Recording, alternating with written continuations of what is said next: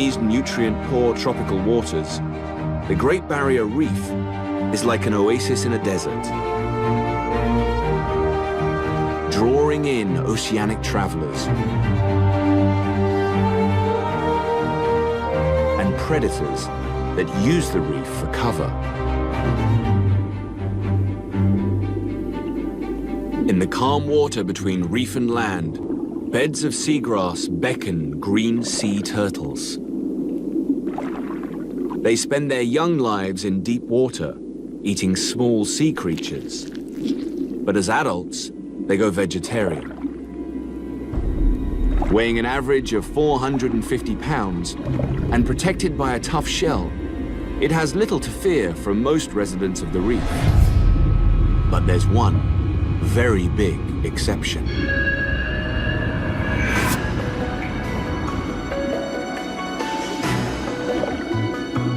A tiger shark has a reputation for eating just about anything. But it's especially well equipped for hunting turtles.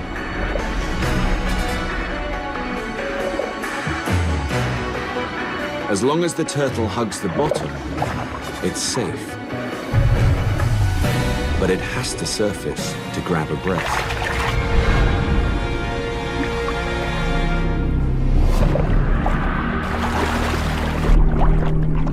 The turtle can't pull in its head or flippers. But even if it could, the tiger's shear-like jaws slice right through the shell.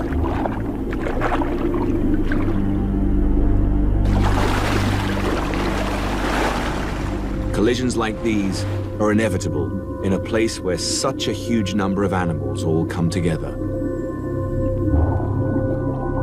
This single reef supports over 1,600 species of fish, 133 species of sharks and rays, 3,000 kinds of mollusks.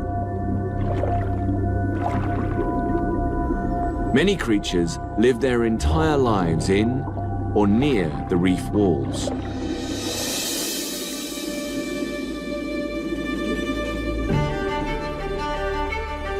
The world's largest coral reef, a hunter nearly as old as the forest itself.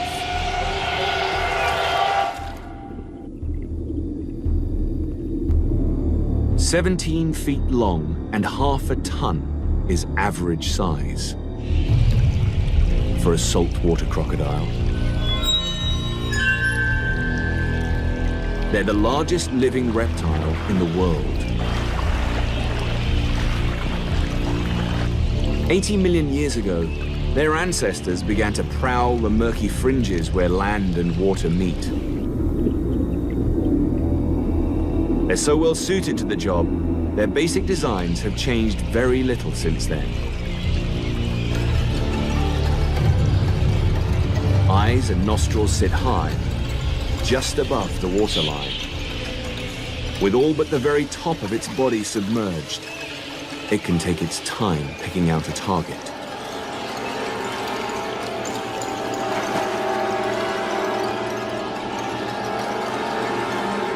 Sweeping its tail like a massive oar, the crocodile launches 8 feet out of the water.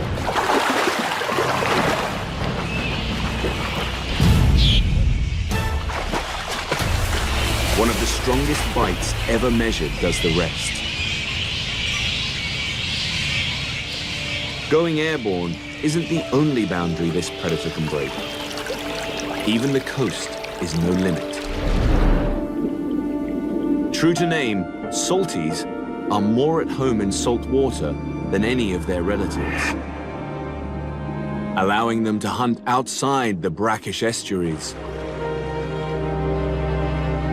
venturing beyond the confines of the coast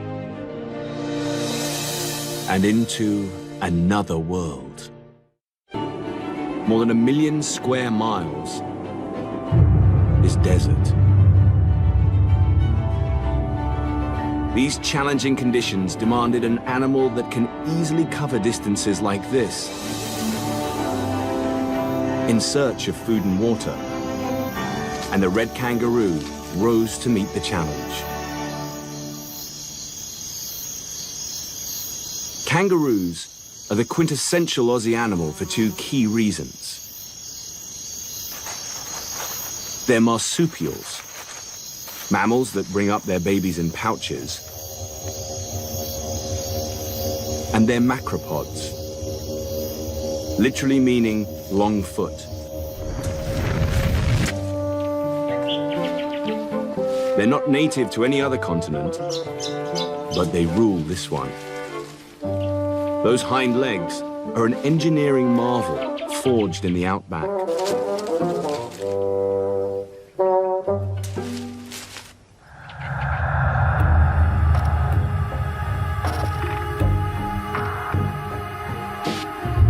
When a kangaroo hops, spring-like tendons capture the energy from each landing and use it for the next launch.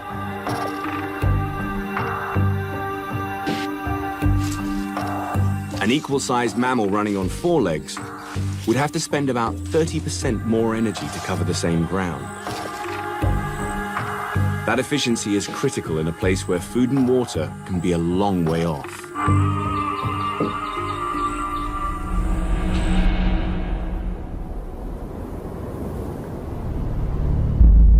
But even with their advantages, some don't make it to the water in time.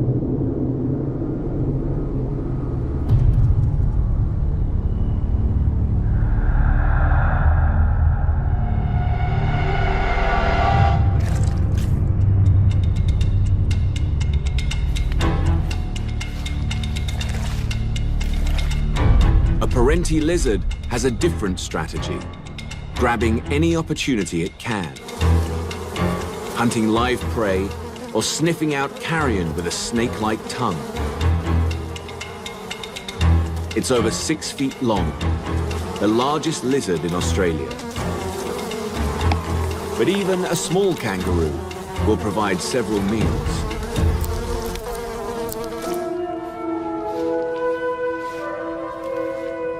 A parenti can live on less because it doesn't need to spend energy regulating its body temperature. As the day heats up, it raises its body off the scorching sand to stay a bit cooler. Hot days and chilly nights, it ducks into its burrow, hiding from the elements or staying on the move. That's how to deal with life in the Australian desert. But Australia wasn't always this way. For the last 30 million years, the lone continent has been slowly inching toward the equator, growing ever hotter and drier. Once upon a time, it was a greener, wetter place. Leaving the arid center and heading 1,000 miles to the Queensland coast, there is one remaining sliver of this bygone era. It's called the Daintree. It may be small, but it's older than the Amazon, perhaps 180 million years old. Some say it's the oldest rainforest on Earth.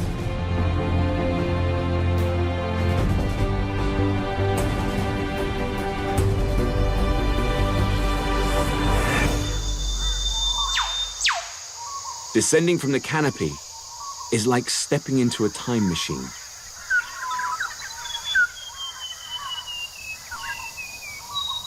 Most of the animals that now populate Australia started out in a climate like this.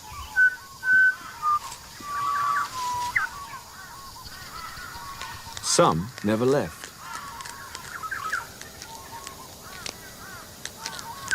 This is Kangaroo version 1.0. The musky rat kangaroo is the most ancient living line of the macropods that conquered Australia. He's got the legs, but the hop wasn't perfected until kangaroos left the forest.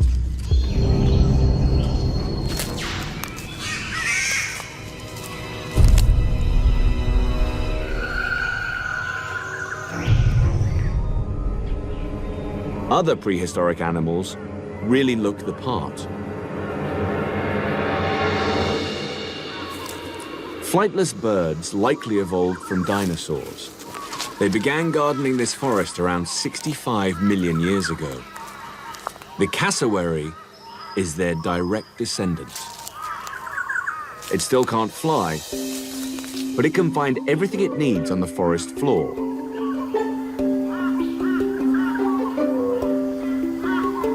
Mostly fruit.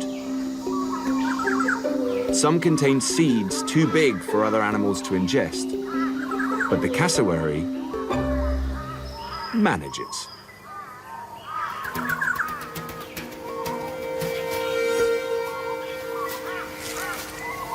And that's good for the forest.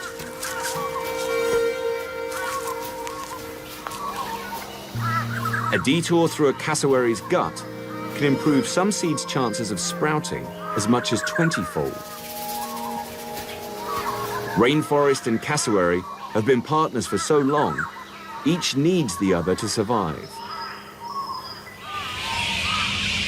Where birds patrol the ground, mammals take to the trees.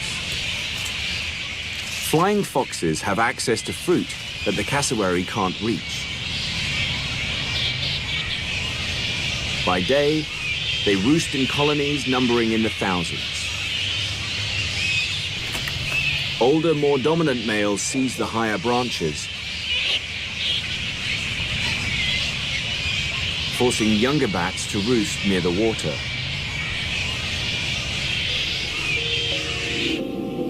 They have good reason to be so cautious. Reef could only have formed under just the right conditions. The first coral grew on a sunken plateau of built-up sediment, sediment that had to come from somewhere. It took the power of erosion, flowing fresh water, and mountains of rock to scour and wash downstream. In Australia, all that is delivered by the Great Dividing Range. These mountains tower over the east coast for 2,300 miles. To this day, they capture rain, sending water and fertile soil downstream. Not surprisingly, most of the country's human inhabitants live in the fertile east.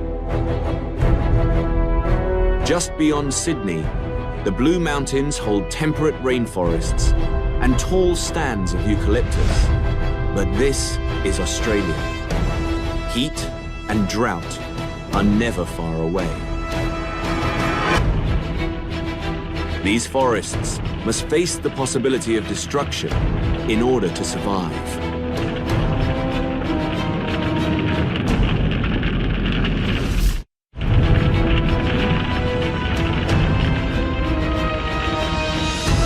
New South Wales, the hills are ablaze. In a typical year, as much as 10% of Australia's forest goes up in flames. And this fire is especially intense because these trees are eucalyptus. They contain volatile oils that burn twice as hot as oak. A bushfire can rage at 1,800 degrees Fahrenheit, hot enough to melt glass.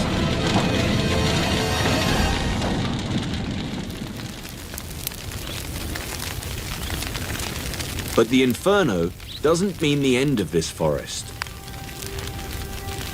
Eucalyptus trees have evolved not just to survive fire, but to exploit it. The heat triggers dormant shoots under the bark to awaken.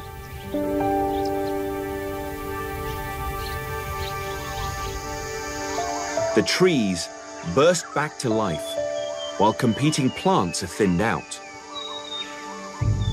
The first eucalyptus began developing these abilities over 30 million years ago in a much wetter climate. When Australia grew hotter and drier, the trees seized their moment and spread across the continent. As the eucalyptus was evolving to make the most of bushfires, a unique animal was evolving to make the most of the eucalyptus. The oils that make the leaves so flammable also make them hard to digest. But a koala eats almost nothing else. Like most Australian mammals, she's a marsupial, but one that rose to meet a different set of challenges. Her liver is able to deactivate the toxic compounds, and her gut is fortified with microbes to extract the most nutrition from the leaves. But such specialization doesn't come easy. Scrub. The highlands that send rain to the east rob the land to the west of its water. At least on the surface. Far below some of the world's driest land lies one of its biggest reservoirs. From the mountains to the arid center, Australia's Great Artesian Basin spans 656,000 square miles. The water flowing beneath it could fill all of North America's Great Lakes 2 times over, including a newcomer from a faraway land who happens to fit in a little too well. Everywhere there is desert, animals have found ways of adapting to the environment. Australia's separation from the other continents allowed some unique adaptations to flourish. But traditional designs can work just as well. And something totally out of place can make itself right at home. Dromedaries, one-humped camels, were imported here in the 1800s as a tried and true way of getting around. With the rise of the automobile, the camels were abandoned. They were well equipped to take advantage of the situation. To keep out the sand, they've got double eyelashes and nostrils that can seal up tight. And of course, there's the famous ability to go without a drink, thanks in part to kidneys and to intestines that retain water. The hump actually has nothing to do with water conservation. It serves as fat storage for times when food is in short supply. For a dominant male, the goal is to look seductive to females and intimidating to other males. That's achieved in a few different ways.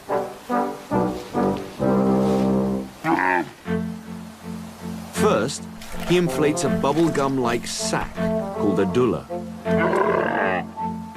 Then he adds a few flourishes, grunts, gurgles, and a liberal amount of foamy saliva.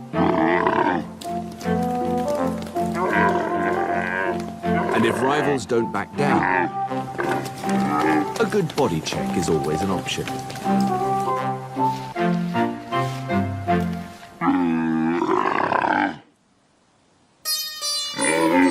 Bizarre courtship aside, feral camels are so good at reproducing that they've become a problem.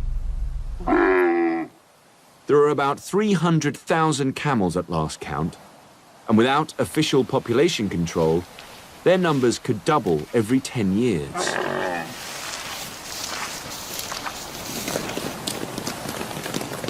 There are no native camel predators in this new world,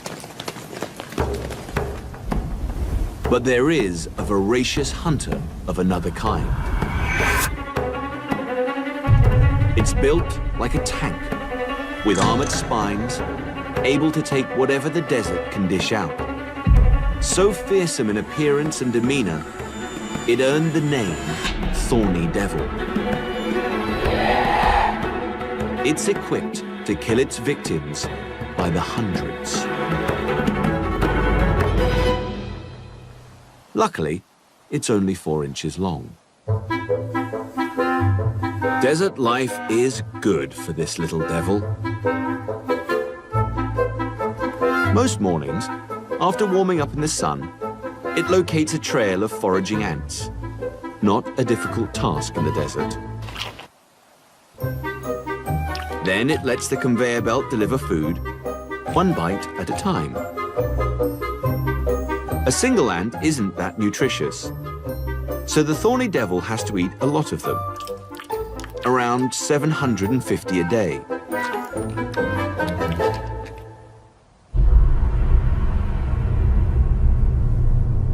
This sit-and-wait approach to eating works for drinking as well.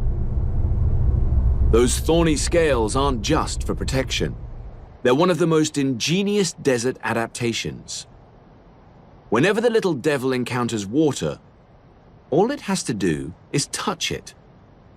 The scales on its body work on the capillary principle, channeling water through grooves towards its mouth, even against gravity. The lizard only has to get its feet wet to receive a sip of water.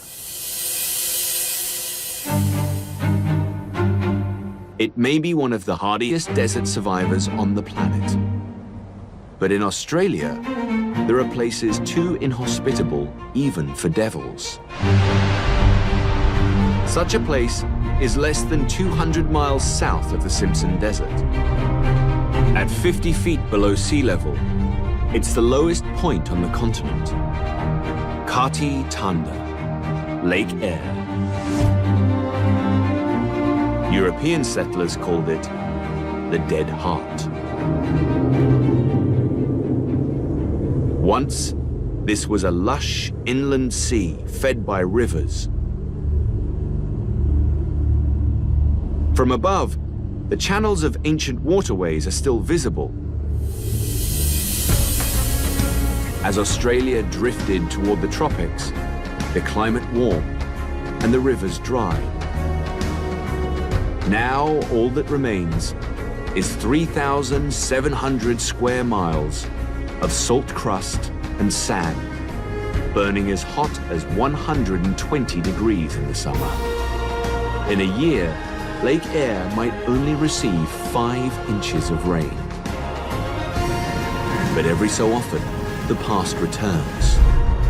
Weather and geography conspire, and together awaken a sleeping giant.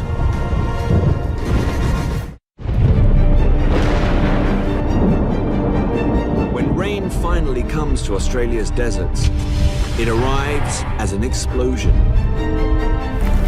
Minor floods can strike every few years. A few times a century, things get biblical.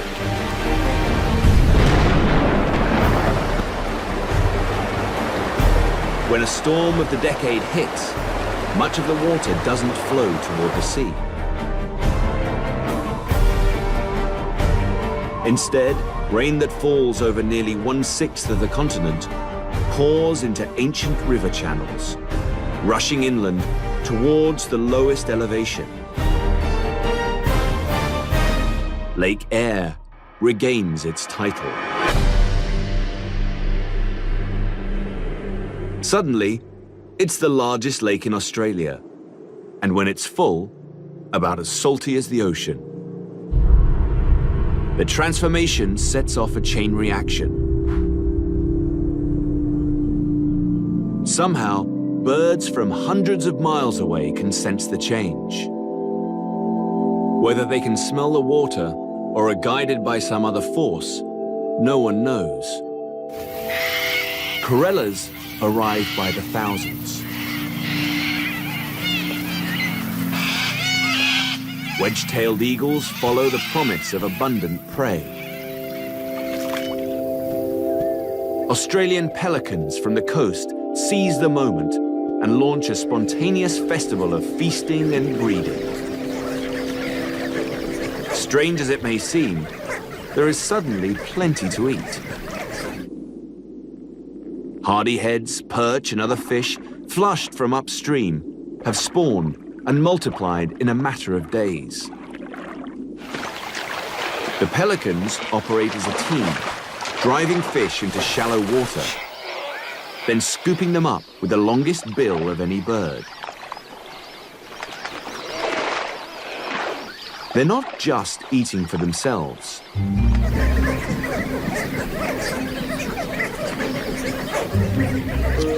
Pelicans breed whenever the time feels right.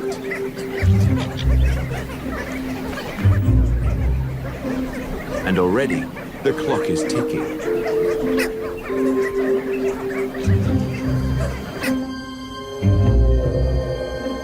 Lake Eyre began evaporating as soon as it filled up. Over the next 2 years, the lake slowly vanishes. The raucous visitors move back to the coast. Silence descends upon the desert, but not completely.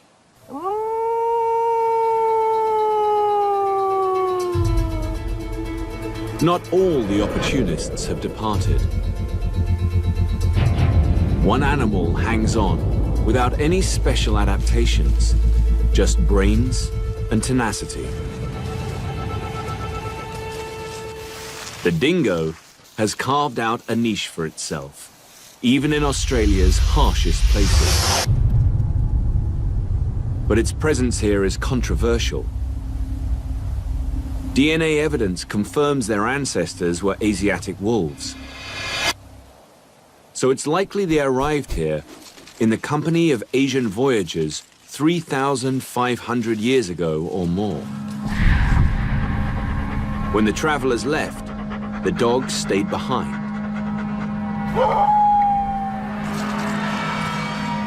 Australia's animals had faced marsupial carnivores, but they'd never seen anything like this.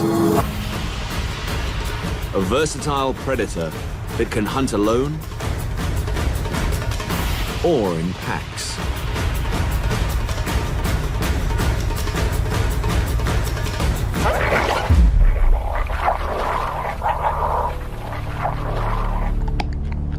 And a family structure where sharing the spoils of the hunt increases everyone's chances of survival.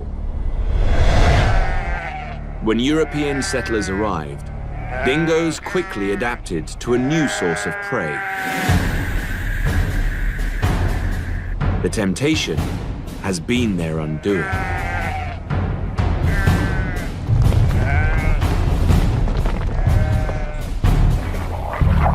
There will always be people who want them dead, or at least confined to the outback.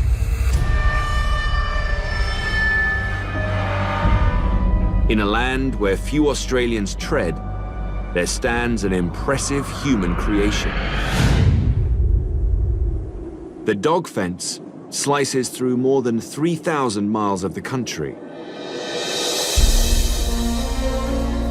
An early 20th century solution intent on banishing dingoes to the desert. And heading west, it's desert for days. The colors change from the salt white of Lake Eyre to the iron oxide red of the Great Victoria Desert. It's the largest desert in Australia, 435 miles across. Beyond the Great Victoria, the southwest coast brings relief at last. The Stirling Range is cloaked in morning mist. Below the mountains lie heathlands and coastal dunes. In the sandy soil, wildflowers bloom. Western Australia boasts over 12,000 species of flowering plants, with the southwest being especially rich. At any time of year, there will be blossoms. That's critical for one animal. The marsupial honey possum eats only nectar and pollen, one of only a few mammals to do so. Without year-round blooms, it couldn't survive.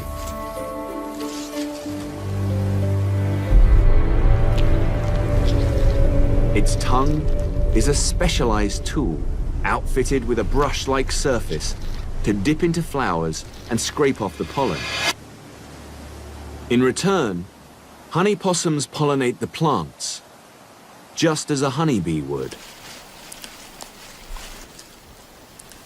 Plants that keep the dunes from blowing into the sea.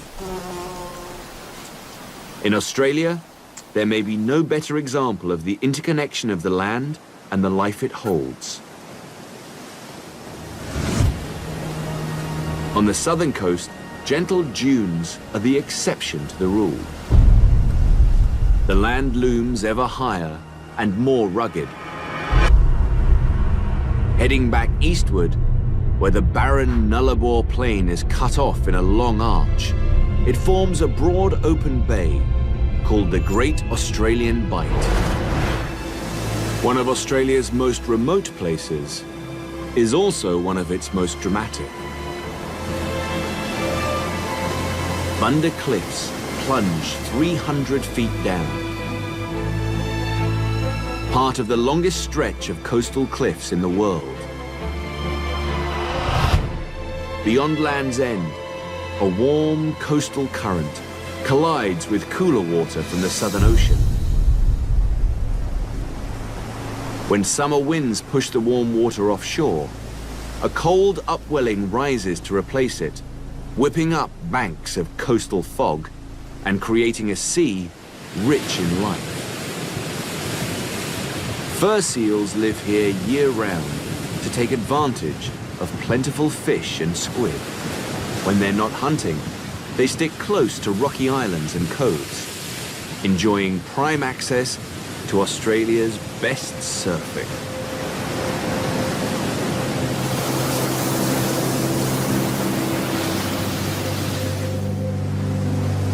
Heading eastward from the Australian Bight, the ocean continues to cool until it meets the shores of a green island, a world apart and a last refuge. The streams still run cold in the highlands around Cradle Mountain, offering the perfect safe haven for one quintessential Aussie creature. The duck-billed platypus is not uncommon in Australia, but it's a rare thing in the world at large.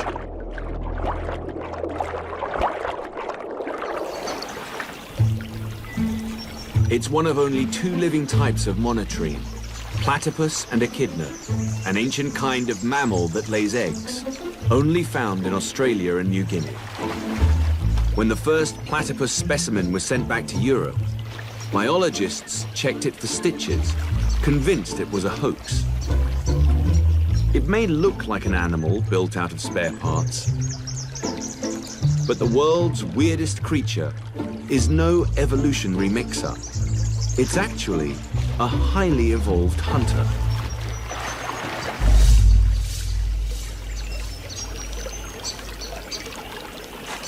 More than just a mouth, that duckbill is a sophisticated sensory device, a bit like a personal metal detector.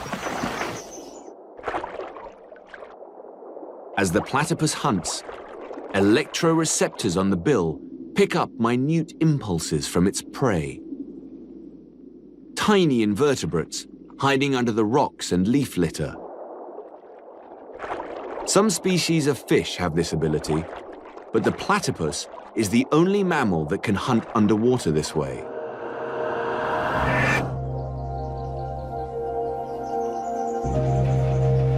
Protecting the last strange creatures is Tasmania's gift to the world.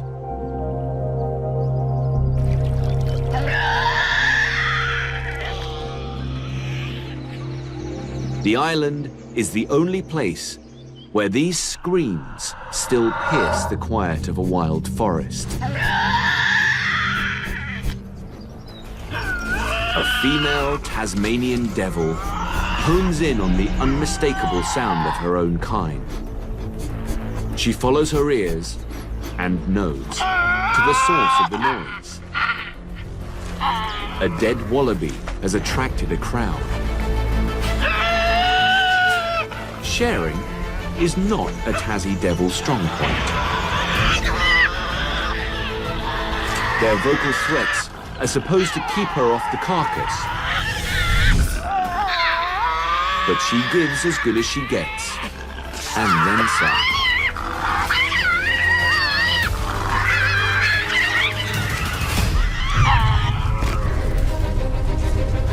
They're no bigger than a small dog, but ferocity makes up for stature. Oversized heads and muscular jaws deliver one of the most powerful bites of any mammal for its size. Easily ripping through muscle and crushing bone. In just over an hour, 5 devils strip the carcass to nothing.